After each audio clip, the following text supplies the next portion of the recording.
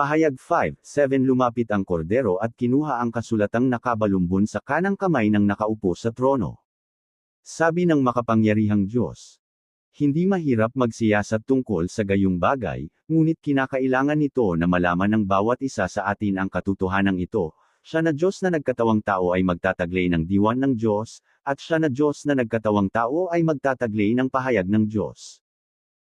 Dahil ang Diyos ay naging tao, ay lalahad niya ang gawaing layo niyang gawin, at dahil ang Diyos ay naging tao, ipapahayag niya kung ano siya, at magagawa niyang ihatid ang katotohanan sa tao, pagkalooban siya ng buhay, at ituro ang daan para sa kanya.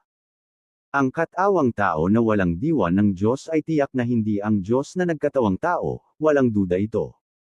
Kung layo ng tao na magsiyasat kung ito ang katawang tao ng Diyos, kailangan niyang patunayan ito mula sa disposisyon na kanyang ipinapahayag at sa mga salitang kanyang sinasambit. Ibig sabihin, patunayan kung ito nga ang katawang tao ng Diyos o hindi, at kung ito nga ang tunay na daan o hindi, kailangan itong matukoy batay sa kanyang diwa.